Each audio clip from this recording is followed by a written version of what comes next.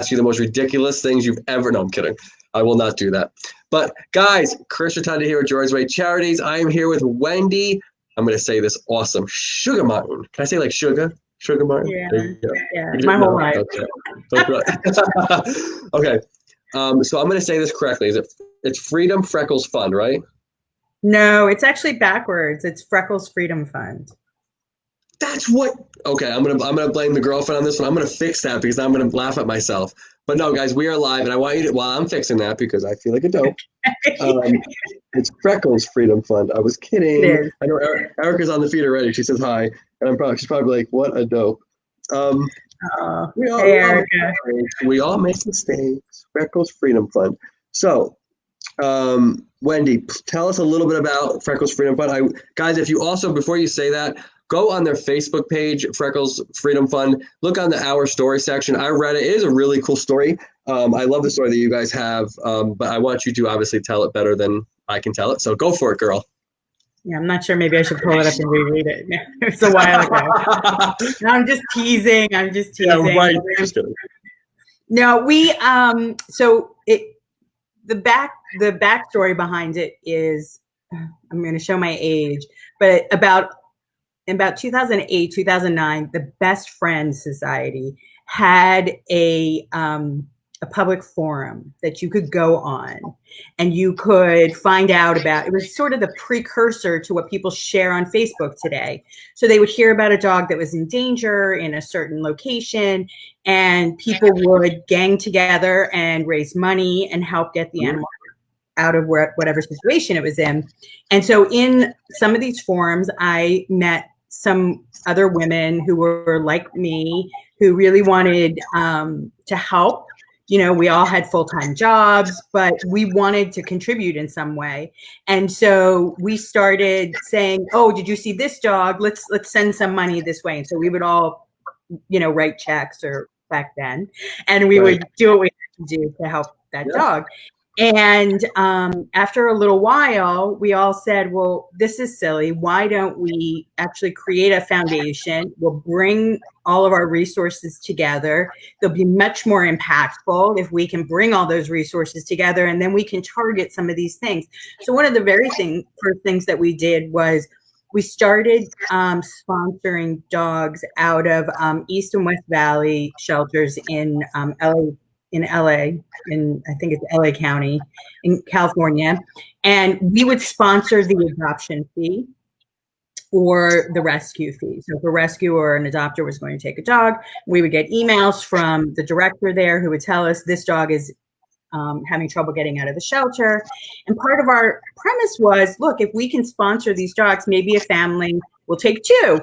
Right? If they only have to pay one adoption fee, maybe they'll take a second one. At the very minimum, they'll take that money and put it towards that animal. So that's how we started to gather our steam. And really what we wanted to do was be able to facilitate pit bull type dogs that were stigmatized in the shelter, that couldn't get out of the shelters as easily.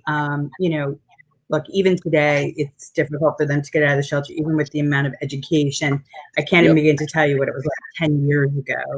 But the great thing is that we really helped bring awareness, and with our backing, rescues would pull. We would help with medical care or foster placement. So some resource that we could try and match together in order to make sure this animal could get out of the shelter alive. So that's how we got started. Freckles was our first dog that we rescued, that we tagged, and she was adopted, and her family was quite surprised to find out that her fee was waived, and she lived happily ever after. Very cool. Yeah, I love the story of Freckles, and I think it's. So how far across the country are you going to do these now? Outside, is it just still LA, or is it more outside of California? Oh, right. So we work. So one of our directors works out of the Northeast. So we'll hear things about things that are going on in the Northeast. We have another director who handles sort of the middle part of the country, and she's located out of New Orleans, or outside of Covington, but in Louisiana. And then we all sort of keep track of our contacts on the western side of the United States. So maybe somebody in Arizona needs help getting heartworm treatment or getting a CCL or some other type of medical needs. They can't afford food, whatever it is. We'll hear about it. It'll come in through our network of people, and one of us will take the reins and manage it, take care of helping that family to the extent we can help them. Okay. So tell me. Lately, I've been focused here in Broward because we have a lot of problems in South Florida. Okay, I do want you to elaborate a little bit on the Broward County part, because I have been trying to get in there. I think I told you for a while now. So go ahead, girl. This is real talk. Why am I having an issue with Broward County? Broward County, transparency is not their friend. They fear transparency. They fear allowing people in to see what's really going on there. I was volunteering at the shelter. I was asked to not come back because I kept posting pictures and questioning their practices. They asked me not to come in and volunteer. Who's ever heard of not asking? Hold on, I'm so sorry. I'm going to interrupt you for 1 second. I got kids fighting here. This is good. You guys want to see what happens when you have a couple kids?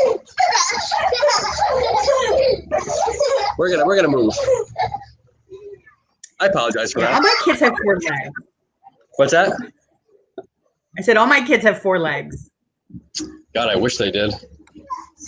They're all jumping on the feet. Hey, look, they have their days too. Trust me. No, it's funny. I'm on vacation right now in Orlando, on a family vacation, and this is like, we didn't know that Disney was not going to be around when we planned this trip. So like what to do when Disney's not in Orlando is like,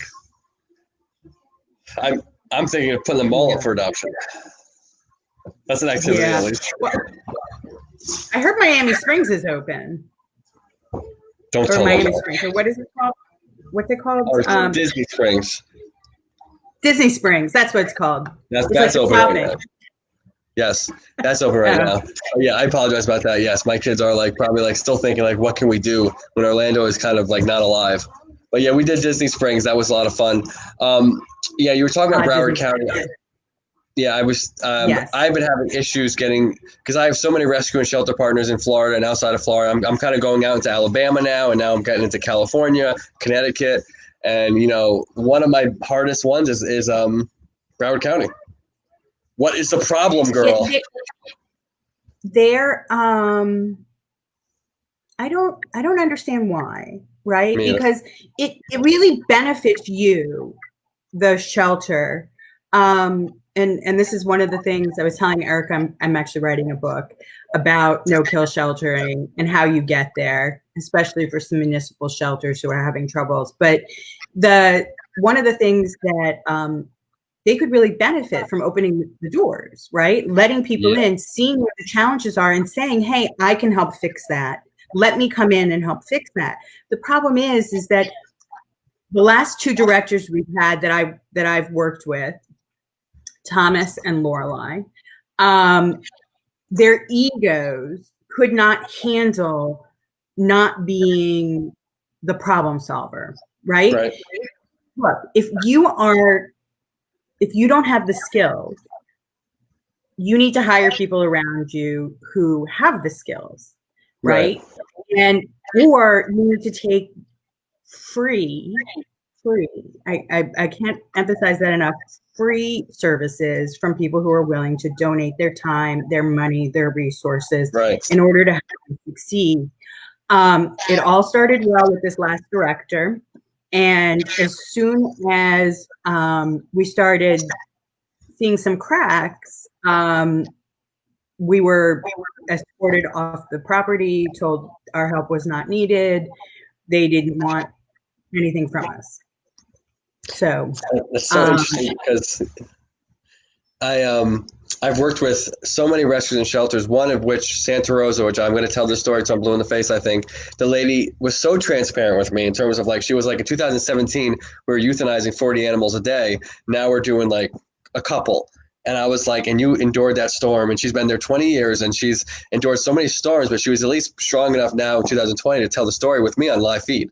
And I was like, listen, the community cannot fix what they don't know about. So I'm like, start telling the community in different ways. Like it's 2020. We got video. We have Facebook Live. Damn.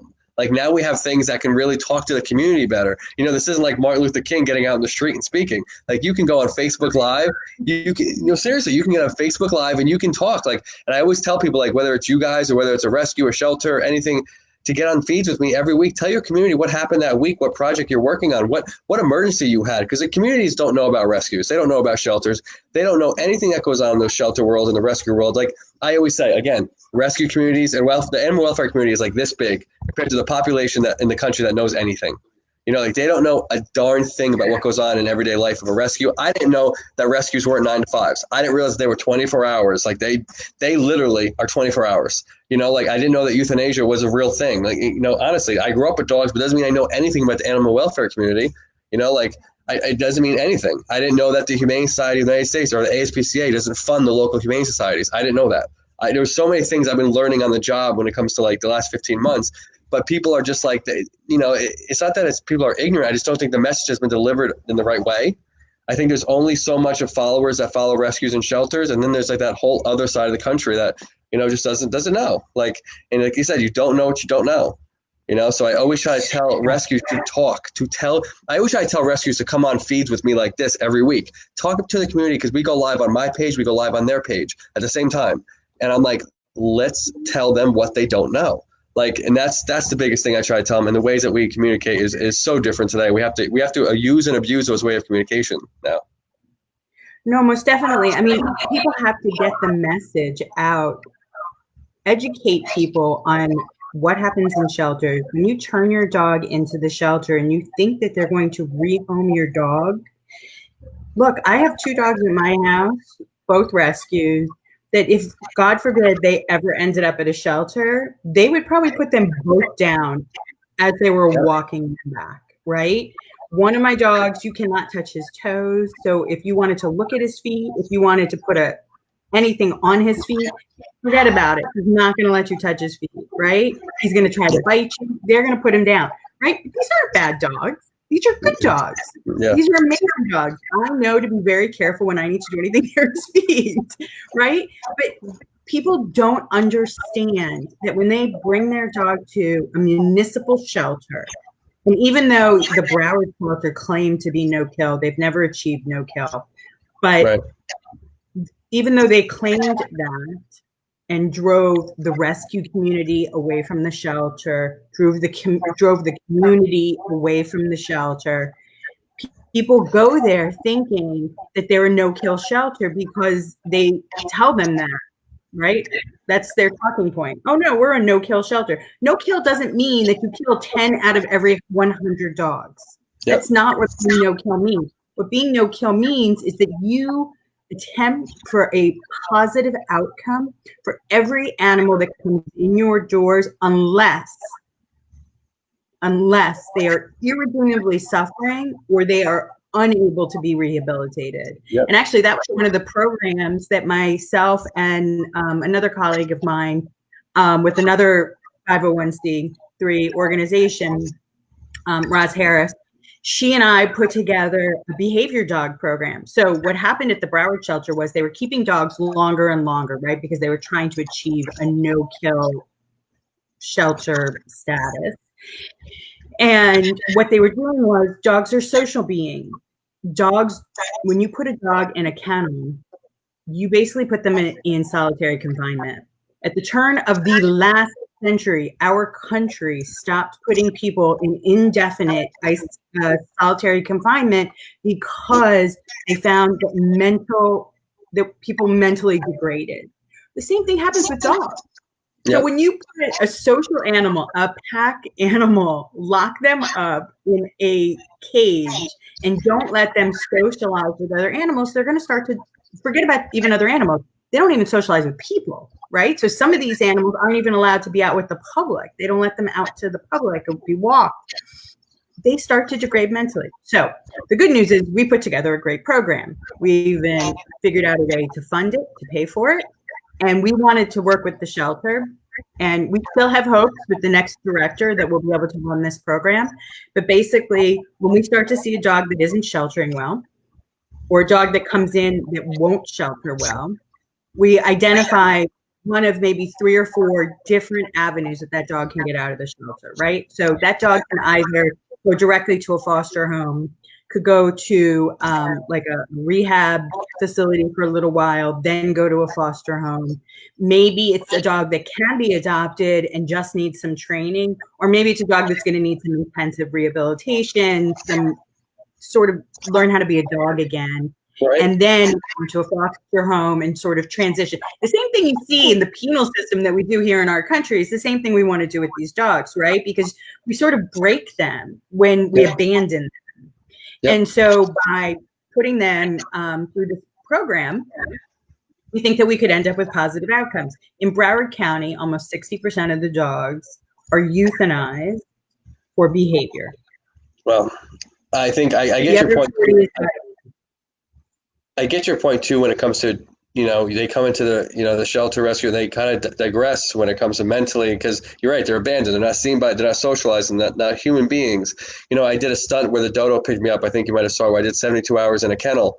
And I will tell you, by the time I got out of there, I wanted to fight my mother. Like, it's like you're not really, but you know what I mean? Like it's a different mentality. Like you are like, people would walk by me every day. It was also hot as heck, like it's like a couple hours. You're like, all right, like this kind of sucks. Like, and then after like a day and another day, you're just kind of like, all right, like I get it. Like when people come in, I want to start barking at them. Like, like I'm not happy with what I'm doing right now. Like I'm not happy with the situation. It's only 3 days. Some of these shelters and rescues I go to, some of these dogs have been there a couple of years. Like I can't even imagine. Yeah. Well, in some of the private shelters, the dogs get a lot more interaction. The dogs and cats usually get a lot more interaction. You have a lot more volunteers coming in. When they have a smaller population, the problem we had at Broward was, they had almost 300 dogs at one point. A small staff, not enough volunteers. So actually the 2 pictures that you have up, one is Philly, the gray and white one is Philly. The other one is Diane, which I call her my brown land seal because she's just as round as a seal, and all she wants to do is be with people. And this poor dog, both of these dogs were last call saves from the Broward shelter. They claimed that they were irredeemable, that they were going to put them down because they couldn't be handled by people. Needless to say, both of them are in these pictures, you can tell, are up next to and touching next to people, right? All Diane wants to do, if you go to our Adopt a Pet site, you'll see one of Diane's videos is out there. All she wants to do is sit in your lap, crawl all over you, be with people. She's fairly tolerant of other dogs. She's just, she's a little senior lady. She's a little cranky. So, dogs that are annoying are probably going to annoy her, but she's probably going to reprimand them. Philly was broken. Like, they traumatized this poor dog to the point where we were trying to take him out of the shelter, and he was so fearful of us taking him out of the shelter that he was telling us to back away, right? So he was warning us that, look, I'm scared. I don't know who you are. Now he's one of the most loving and sweet dogs in the entire world. He loves people. He's still afraid of bicycles, but it's okay. He doesn't have to like bicycles. He doesn't have to ride. That's right. That's right.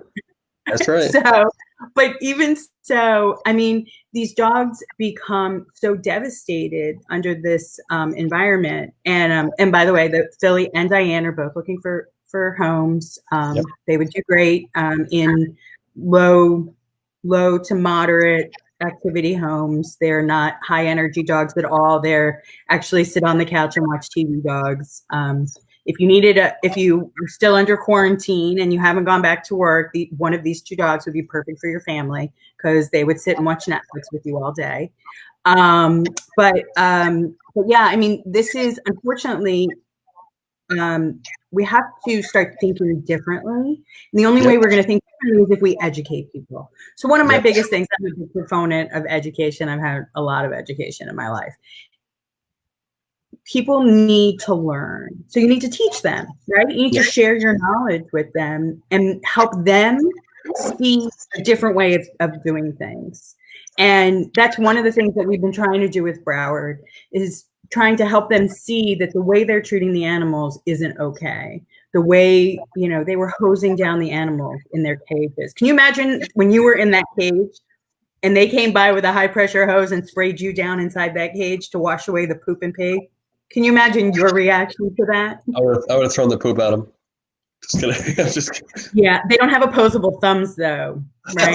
Luckily we don't have chimpanzees, right? Could you imagine if it was chimpanzees, all bets are off, right? But no, I mean, seriously, right? The dogs, and then they only start to act out more and more, right?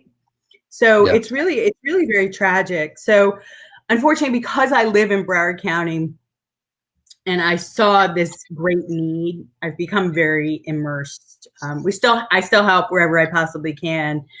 I actually help a lot of other rescues in the area.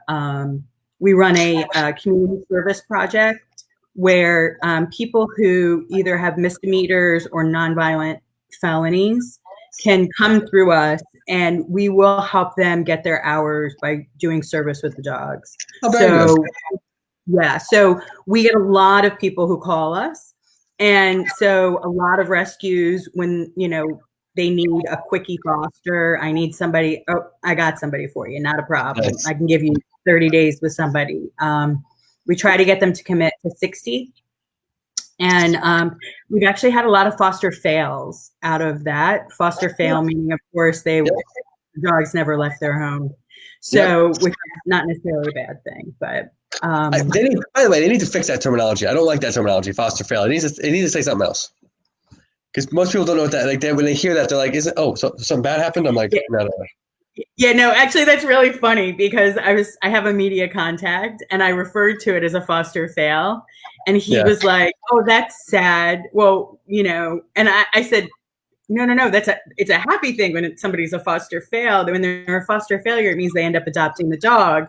And I had to explain it to him. And then I started realizing that unless you're in the rescue community, you don't really understand the terminology foster fail. That's what I'm trying to tell everybody in this welfare community. The community that isn't part of it knows nothing. They know nothing.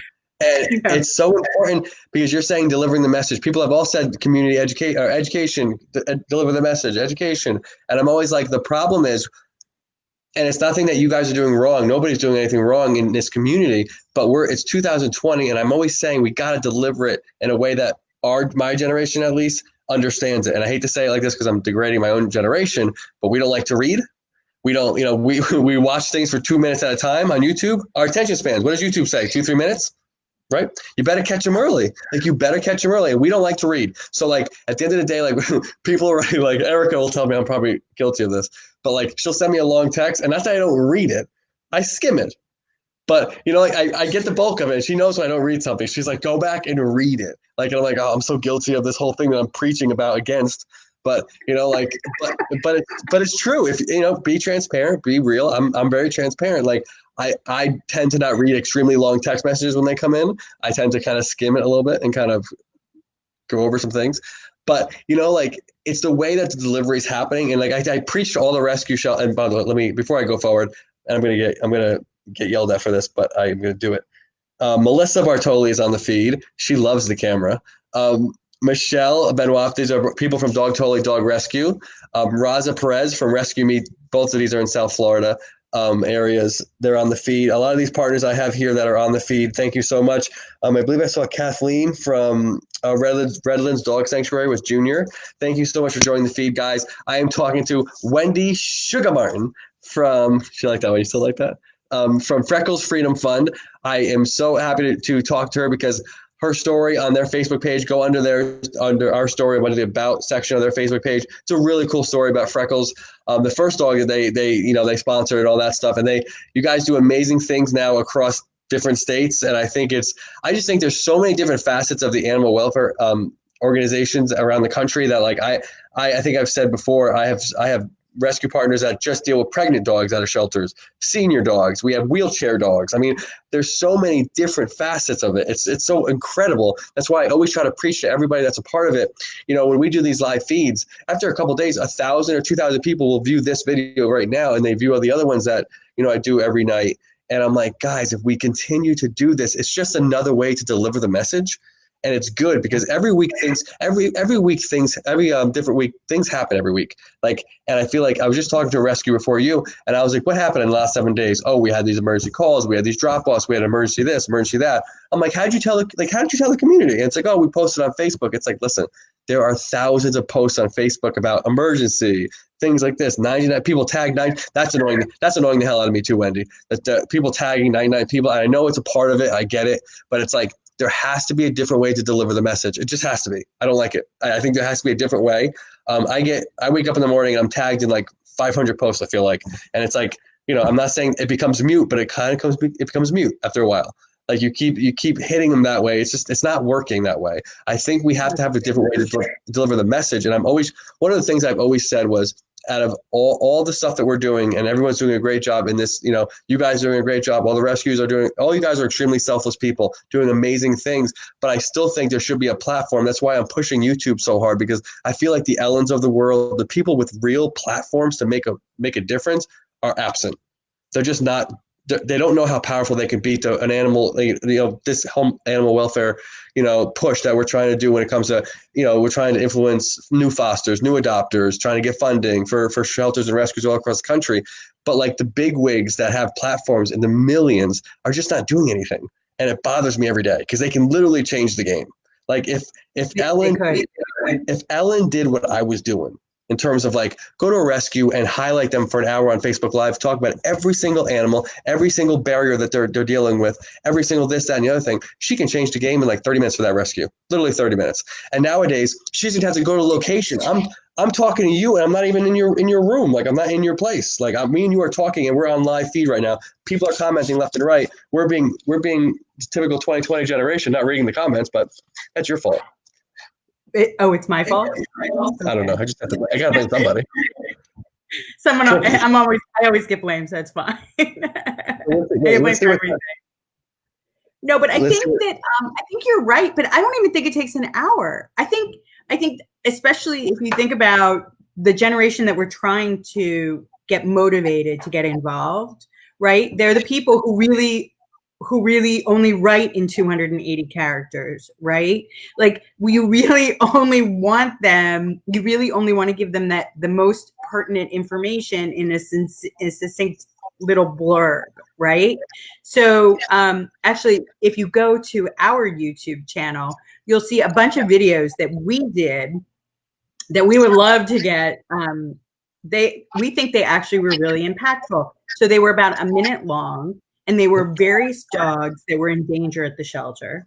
And we put together these just literally using our Apple iPhones. Yep, there's the plug. Apple some money. There you go.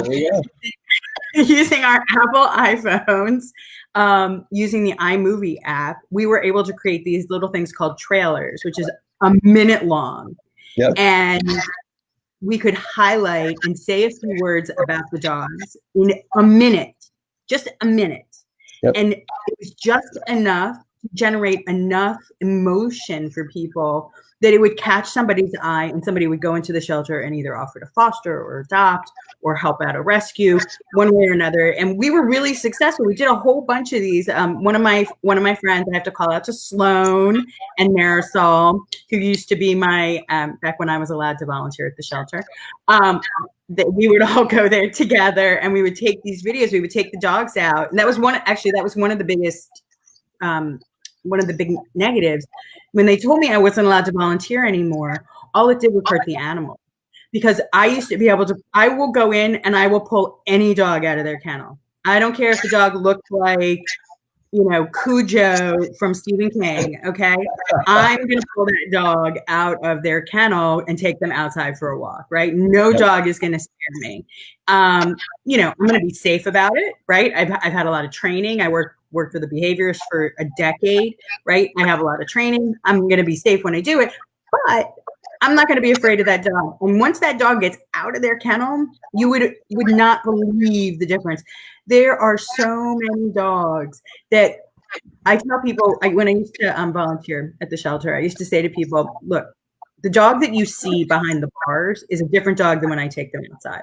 So behind the bars, he's the third grader who has the answer to the question. And he's like, pick me, pick me, pick me, pick me. I want to answer the question. Let me answer the question, right? That's the dog behind the bars, right? Wendy. I went on mute on that one. I missed that whole thing. Do it again. Oh, that's not funny. I'm not doing that. That was awesome. That was good though. That was really good. I was not born yesterday, okay? I was born at night, just not last night, right? Just not last night. No, but seriously, right? Like that's what the little dog is sitting behind the kennel, right? He's like, look, come take me, especially at the Broward shelter where they weren't taking the dogs out enough anyway, right? So you had these dogs who were like, hey, come on, look at me, and other ones would just sit there like, oh no, you want me to sit pretty, right? And people would be like, oh, that dog doesn't seem like he wants to go out. Like, no, he's sitting nicely. He wants to go out.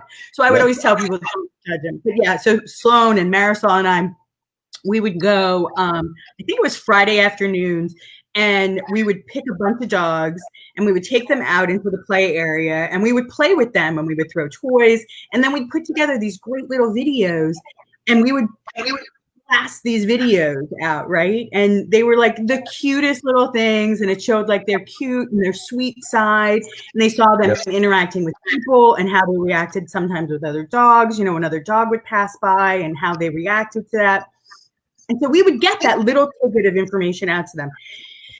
We offered the shelter that we would continue doing these. Here, use our video. It is open source. Please take it from me and use it. And maybe once, just again, you need community to be collaborative. And so that's really, I get this from working with the Freckles Freedom Fund, right?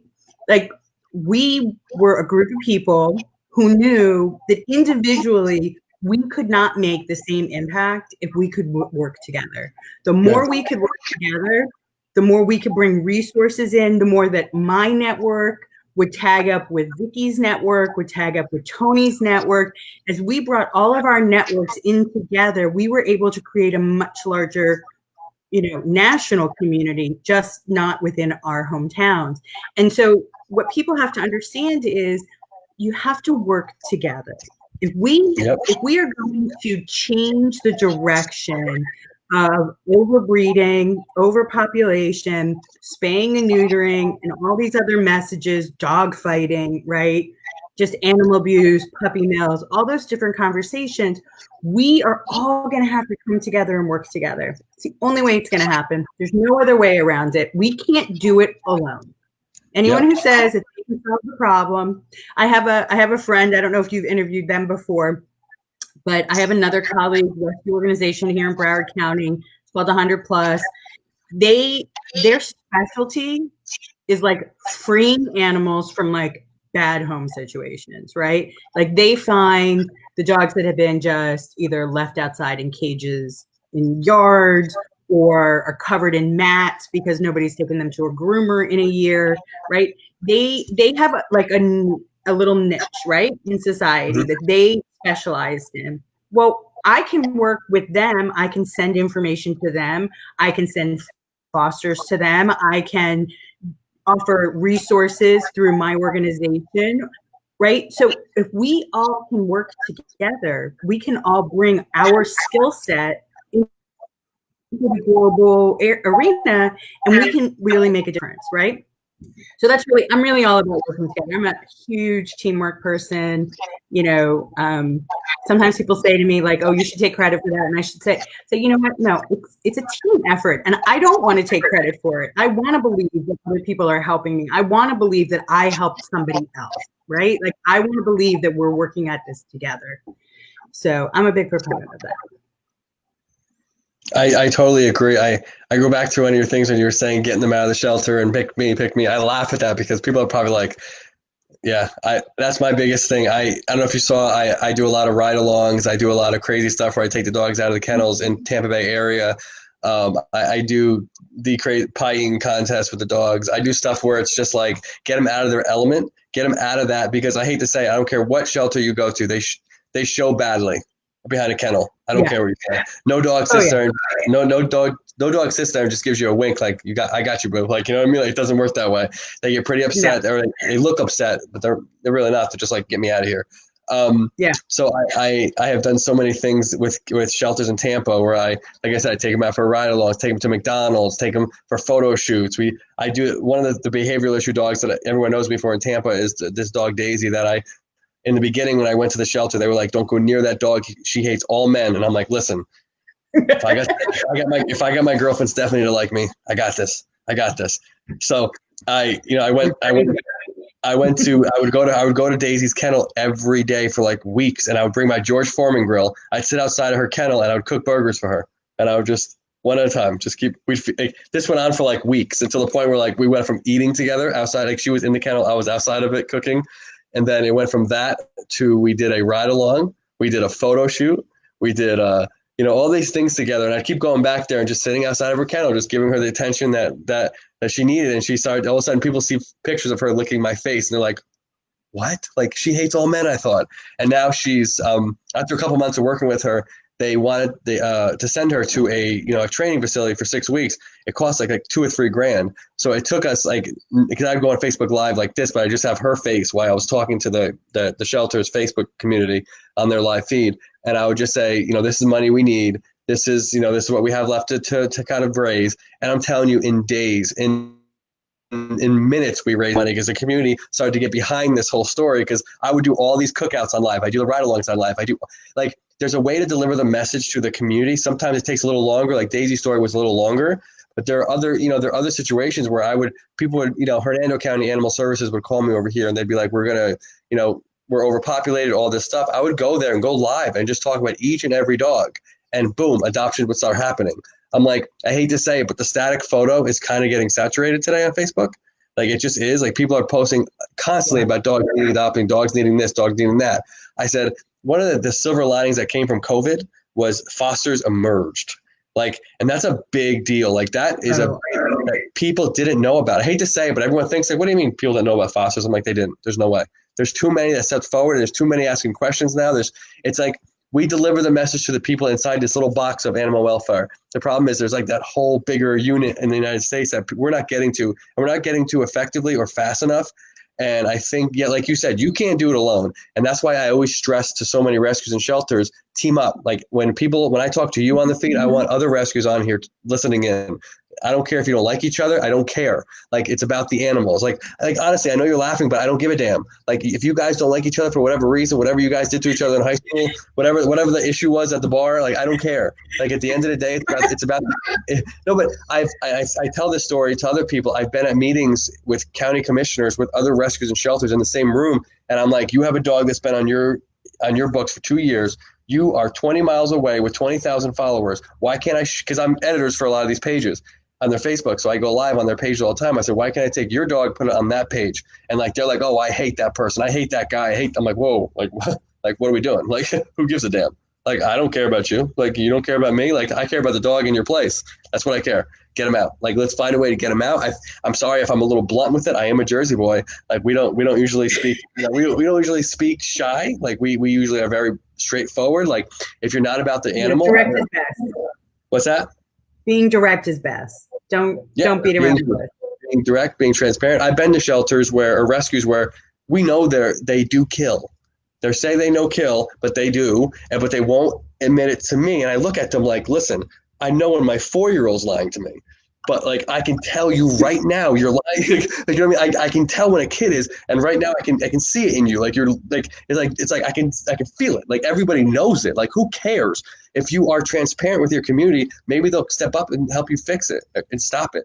Like, one of my good friends, or not my good friend, Mark from Best Friends Society out there in Utah, we just did a live feed a little bit ago, and he was telling me about these embed programs they have.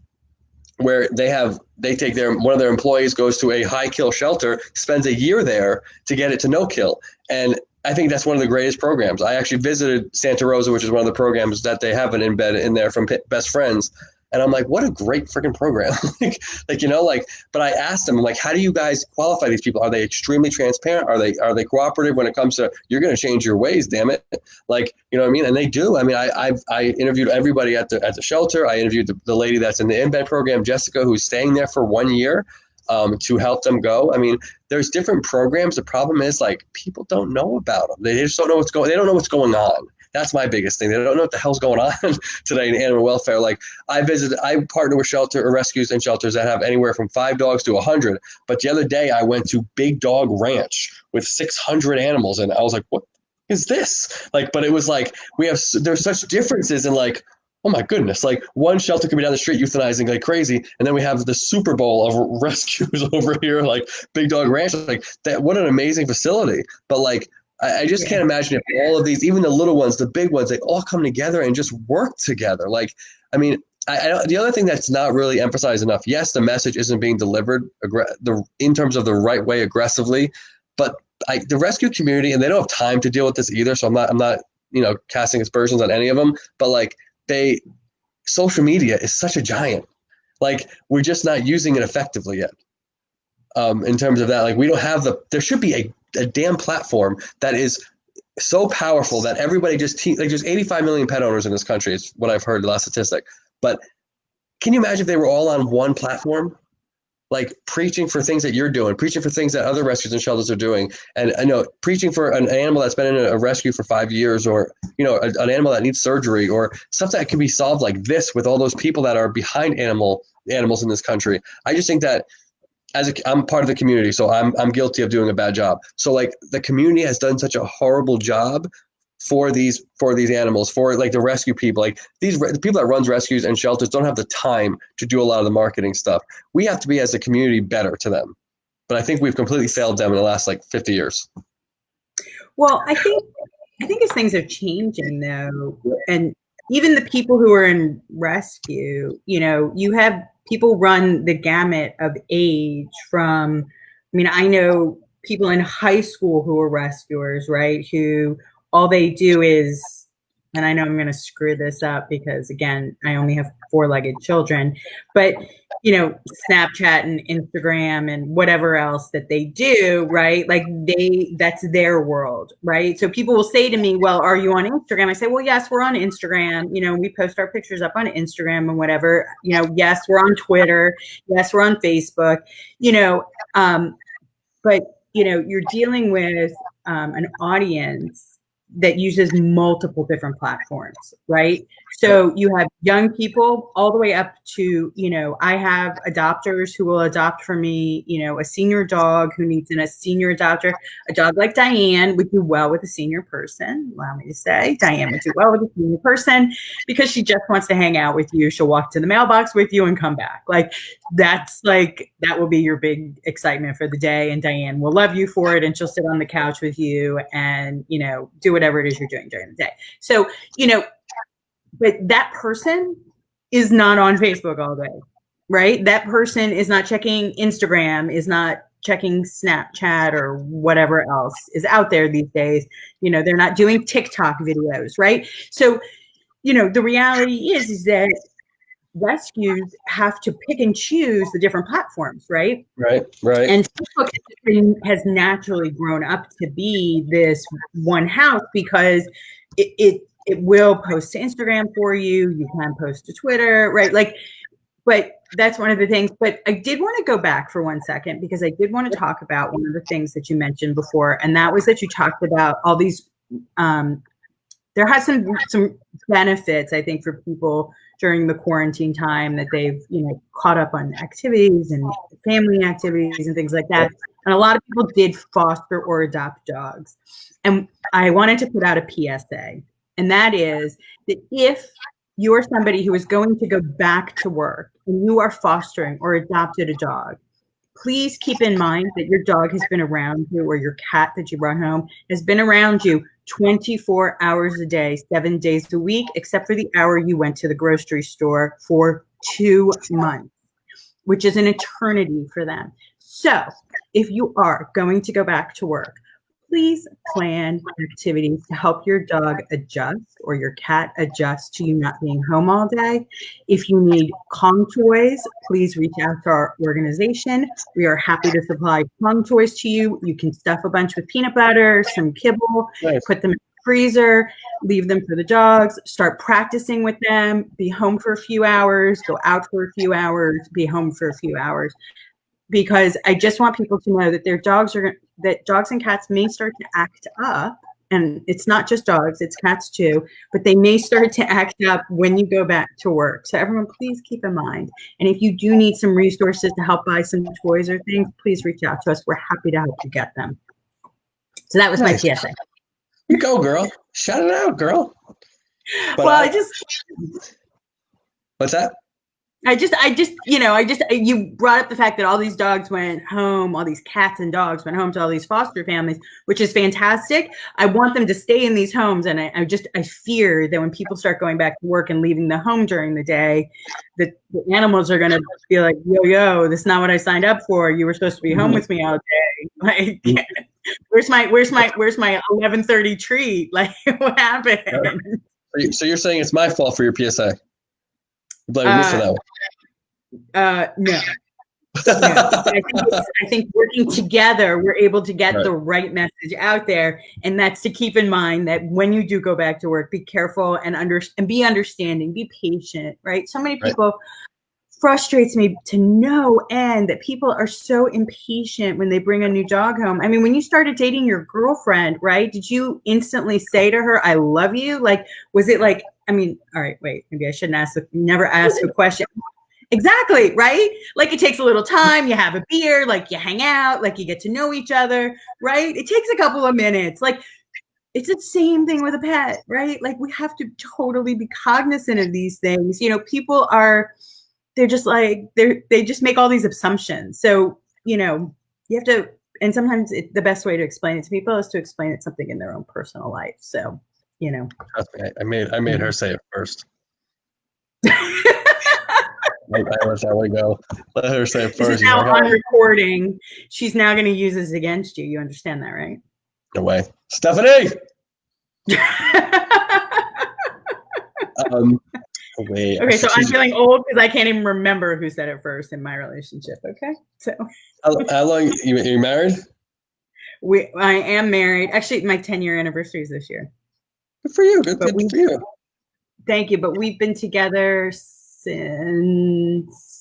2006. So when's your anniversary? You got 5 seconds. 5. November 6th. 2. Oh, you were looking at a calendar. She's like, oh. November 6th. I like that. That's good. That's good. No, I was thinking of the, you know, I have it. Yeah, I do have it somewhere. Don't joke because I think actually my husband is watching, so he's probably gonna get mad when he hears this. But well, no, I left him like my Facebook thing on my iPad. But my mom sent me an email this past November and said to me, we'd really like to take you guys out for your anniversary tomorrow. Yeah. But if you already have something planned, this was back in November. But if you already have something planned, we could just do it, next weekend. And I was like, oh, thank you. Thank you. Good for you. Good for you. I wasn't even quarantining then, and I didn't remember what day of the week it was. Oh my goodness. So I did call my mother and thank her profusely. And she did take us out to dinner. But yeah, so yeah, it's it's been a while. But no, I can't I don't know who said it first. Good for you. I think it was by mutual agreement. We signed a document, had it notarized. That we both said at the same time. You're such an attorney. Yeah, if you guys did go to law school. She did go to law school, Wendy. So if you guys know, she's a smart cookie too. But guys, if you guys are just joining the feed, I'm talking to Wendy from Freckles Freedom Fund. So let me ask you a question though. If somebody wants to get in touch with you about more information of Freckles Freedom Fund outside of just liking you on Facebook and following you on Instagram, which you guys should do, or I'm going to get upset. Wendy gets physical. How do they get in contact with you? Do not get physical. Do not put that out there. I didn't say that. You did. Oh. I'm just kidding. Go ahead. I'm just kidding. Go ahead. No, go ahead. Did I just tongue twist an attorney? That's pretty good. I can't do that in my own home. Yeah. No. How do they get in contact with you guys? No. So yeah, I mean, you could call me 24/7. No, don't call me 24/7. I was just about to say, what are you doing? 24/7. Just call me up on the phone. Yeah, I mean, yeah, I mean, if you want to get in touch with me, email is the best way to get in touch with me. It's Wendy at the Freckles Freedom Fund. You can go on our Facebook, the Freckles Freedom Fund's Facebook page. You can go on my Facebook page. You can friend me. Everything on my page is public anyway. You don't even have to friend me, so you can sort of, stalk me and I won't even know it. It's not a big deal, but I have everything on there is about the dogs. And actually, if you're looking for my face on my Facebook page, it's almost never on there because it's really about the dogs. So my two dogs are right now my Facebook page, like the icon and I don't even know what they call them, but my dogs have taken those roles for me because it's really, I tell people all the time, like my Facebook page is really for the animals. Like, yeah, I never would have joined it had it not been that Vicky said to me, "Hey, you need to get on Facebook. We have to put Freckles on Facebook." So I put Freckles on Facebook. I was like, "What is Facebook?" But that was more than a decade ago. But it's amazing actually where we've gone in a decade. But yeah, you can email me, Wendy at the Freckles Freedom Fund. It's easiest way to get in touch with me is to send me an email. And I usually respond pretty quickly unless I'm on a deadline or I'm fighting with the county. And, sometimes that takes up a very big part of my day. So, yeah, fighting the good fight is the way I like to put it. There you go. Yeah. So let me ask you a question. Outside of Freckles, because I like to talk about these stories a lot when it comes to people, the community talking to you, and I hope that we can do this a lot, me and you talking like this, whether it's 30 minutes or an hour on a weekly or bi-weekly basis, because I just feel like the community has to get to know who you are more. And any of the rescuers and shelters that are watching always know I express this so much. If they get to know you more, especially on video versus just putting posts out there, they're more personable with you guys. They'll get to know you a little bit better and who's behind all those posts. And I think people relate to people more on video today. So, but one of the things I do want you to talk to me about is outside of Freckles, give us a really cool success story that you've had with the Freckles Freedom Fund. Your best one. And let me tell you something right now. Let me preface this by saying, if you cry, we're done. This relationship is over. Just kidding. Okay. You're gonna. Raza Perez knows. Go ahead. Here's one where we brought the entire community together. There was a dog at the Broward shelter that had been returned. It had been adopted out of the shelter. His name was Jimmy. He'd been returned by the family, and they said that he had some medical problems. Right. So the veterinarian, and I use that term only because he has a degree, not because of any specific skill, diagnosed him with cancer by eyeballing it. Diagnosed him with cancer and said that he had I think it was like a 40% chance to live like 2 months or something like that or whatever. So we were so upset. We pulled the community together. I said, because our rescue can pull from the shelter. We're a registered pull partner. I said, we'll pull the dog. We asked the community to donate. And I think we got about $1,300 out of the community. And if we had a bigger following, we probably would have gotten more money. Roz Harris with Friends of Broward County Animals helped us pay the bill. And we saved this dog. So we pulled Jimmy. We rush him to the emergency vet to Lead ER, which is run by an amazing doctor named Dr. Jason Horgan. And his team evaluated Jimmy, took him in for surgery the next day, removed his spleen. Turns out, not cancer, totally benign. And the shelter was going to kill him. And I don't say euthanize because, look, euthanize means like my 14-year-old dog can't breathe anymore. Like if she struggles to breathe, she can't walk, she defecates on herself, something like that, right? Like that to me is like euthanasia. That's humane euthanasia. I hope by the time I need something like that, there is humane euthanasia for humans, right? Because I don't want to be laying in my own poop either, right? Like, let's think about it. But killing a dog because you have eyeballed a mass growing under his skin without doing an ultrasound, without doing an x-ray, without doing anything, you eyeballed it and have diagnosed it as cancer, you are going to kill the dog. We pulled him literally on his last day. And then the best part of the story is that he recovered totally fine, right? He's been adopted by a family who is a single mom who left a very bad relationship. She has a young daughter who's about 8. Wow. And he is now the man of the house. And it is the 3 of them. They go everywhere together. The little girl and he are inseparable. Everybody they meet, every dog they come in contact with, he loves, and he is sweet and generous and is living the literal American dream. He has the best life ever.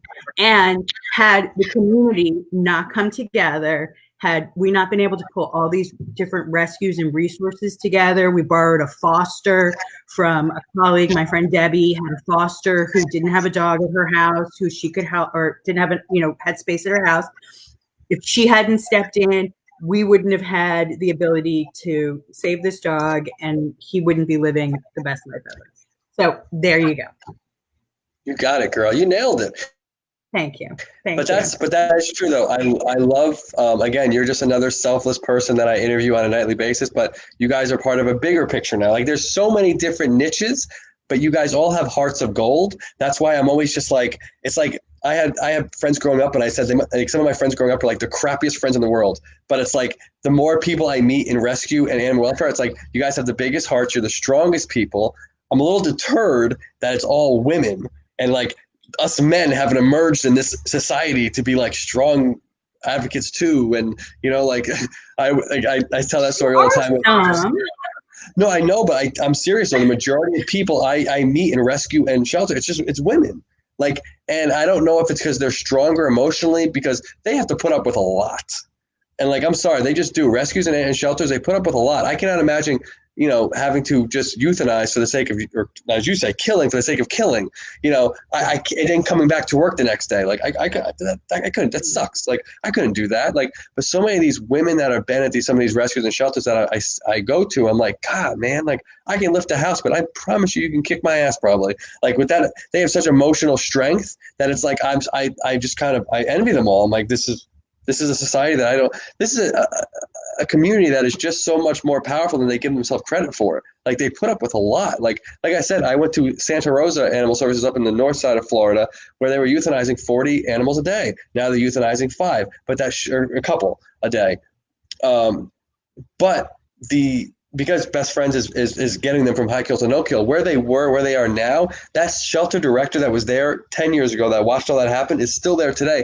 And I'm like, damn, you're like the MVP of like emotional strength, girl. Like, you know what I mean? Like, how did you keep coming back? Like, like she would tell me that they were euthanizing 40 a day, but they were like, and I was like, how did you pick them? And she was like, pit bulls went first.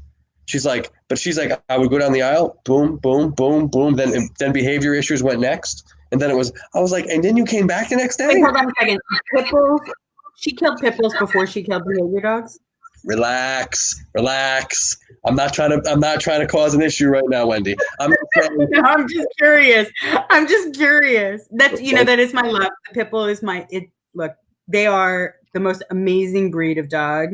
I'm a huge advocate for them. I might be making the mistake of the order. I do apologize. It might have been behavior issues on pit bulls. I'm just saying. Just clarifying that's the lawyer in me. I was just clarifying that because that seemed like a little bit of a broad character to take it easy. Take it easy. Listen, no, it was just the way she answered the question. I was just like, so you guys were just like boom, boom, boom, boom. Like I was like, whew. Yeah. I was like, and then you came back to work the next day. That was fun for you. Like I'm not saying it was fun, but it was just like I don't have the strength to do that. It was Monday. What's that? It was Monday for her. That was Monday. She repeated it on Tuesday. She repeated it on Wednesday. To me, that shows an amazing growth of a person, right? Like I'm always astounded, right?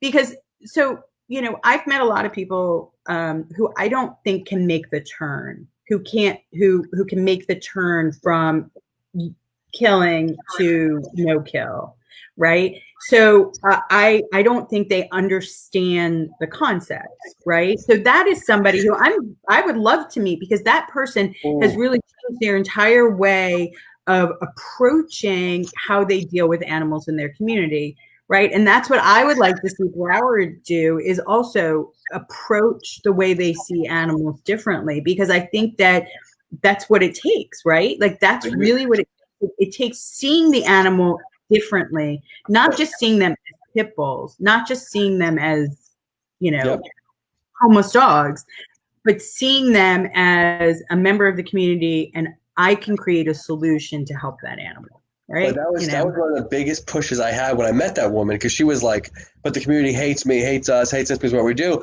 I'm like, the community doesn't know, and they're looking at it from a very uneducated point of view. I look at her like you do, like what a strong person to keep coming back, like to keep fighting for these animals. And now they're down to they're almost at no kill completely. And I'm like, and you're still here? Like, because like you said, some people that run shelters are stuck in their own ways. Like they're not going to change because they get in their own way. So like I when I saw that person, I'm like, listen, I want to tell the community how to really think about who you are as a person. And then when on my way out, I want to get your damn autograph. Like, for damn, like, you are like the MVP of, like, because honestly, she's stuck in it through the crap. And now she's getting through, she's turning it into a Santa Rosa Animal Services. Her name is Dora. Just an amazingly strong human being. She's been at that place for 20 years. I'm like, they're looking at you they're looking at you from a very uneducated perspective. I'm like, that's not like, for me, let me hear the story, and then I start to reflect on the person. Like, I don't sit there and be like, you euthanize dogs, you son of a, you know what I mean? Like, it's not like, that's not my mentality. I'm like, if that's the protocol, if that's what they had in place, and damn, like, what can you do? Like, if people are just dropping off animals like crazy and you have no place to put them, I'm like, all right, like, I don't know what the answer is there, but more rescues have to emerge and more fosters have to emerge. There's so many different answers. It's, spay, neuter, all that stuff, educating the community, all that stuff has to, be stronger, put out there stronger. But it's like, there's only so much that, they can do as a community by themselves. So I'm like, like, well, you should buy my new book. What's that? Well, you should buy my new book, which is coming out shortly, which is all about no kill sheltering. Nice. It's called Achieving No Kill. 60-second minute, you tell me that? We've been talking for 62 minutes. Now you tell me? Yeah. I have a lot going on. Actually, Erica said to me, she made some really hysterical comment about asking me, because, I have a lot going on, right? I have my own firm. I tutor students. I do rescue work. I do the advocacy work. I have a lot, I have a family, whatever. So she said, and I said, oh yeah, by the way, I'm writing a book. Well, I've been using a lot of my quarantine time, right? And, some of my clients are a little afraid of spending money right now. So I've been using some of my quarantine time to write this book, because I've even learned a lot. Look, I don't know it all. Right? I'm going to be the first one to tell you, I don't know all the answers, but I know a lot of people I can ask some of the answers of. Yeah. Right. So that, that's the start. But I'm putting together this book based on my experiences across the country with some of these other shelters that we've worked with, some of these other people that I've met, and some other actual no-kill shelters that actually are living the no-kill tenets. There's a shelter out in Indiana that I know of, right? There's some places in California that I know of, but being no kill is a complex thing, and you need lots of different pieces and parts, right? I always called it the hub and spoke, right? The community was the center of this hub, and then off of it you had the animal shelter, and you had rescues, and you have your volunteers, and you have your foster families, and you have all these pieces and parts. So anyway, so that's sort of a preview. on the book. So it talks about all these different things and the mechanisms you can use to go out into the community and get these people to come and be part of your program and how you bring them in. And a lot of this I've been using because in my business, we use Lean Six Sigma to do a lot of our projects. So we do consulting. And what we do is when we transition, we're trying to create efficiency. It's also a sustainable practice for a lot of businesses. And I'm getting kind of deep.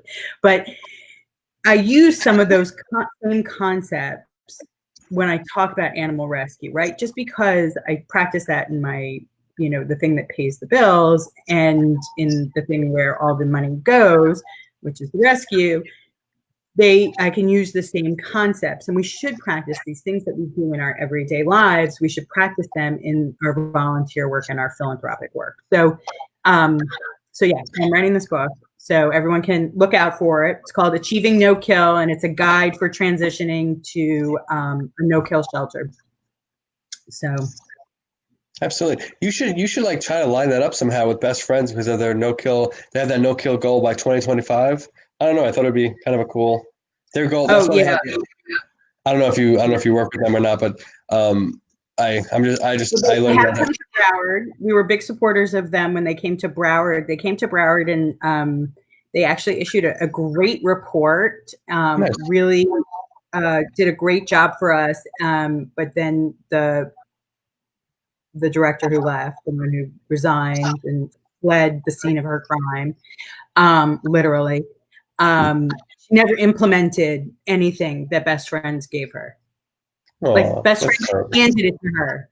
Like they handed it to her. They said, "This is where you go on our website, right? To pull down." I mean, I have to tell you, I'm on the Best Friends website all the time, getting ideas, pulling information, because Best Friends has created this enormous free library. They said, look, we're not the only ones that can do it. Everybody has to be a part of it. So we're going to create this entire library. Everybody should go there. They have stuff for the small shelters. They have stuff for private rescue. They have volunteer information. They have all the programs written. All you have to do is download them and implement them. That is it. So again, that's, thank you, Best Friends. I borrow you all the time. I always give credit. Wendy, what did I tell you? I like Best Friends too. I'm a big component. And when I talked to Mark from Best Friends on Live Feed, he always said that, go to our website, do this, do this. I was like, people don't want to read today. You got to deliver it differently. You just do. And I know you don't want to hear it. You and me are going to bash heads about it. I am telling you, there's a catch-22. The older generation that's going to start leaving and my generation and the younger ones before me, it's going to have to be told differently. And I mean that. It's going to be told differently. But if I'm into projects. But wait a minute. So, but I'm not poo-pooing anything because I think me and you should get back on Live Feed. When you get back on the Live Feed with me in a couple of weeks or months, whenever your book comes out, I do want to push it because it's important to get people to start reading again and get people in my generation to like almost believe in that, because my generation and the ones before me are the ones that are going to lead the way coming forward anyway. So we got to have to. I hope you push that book to the younger generation. I hope you do. Because I think we're going to have to push that.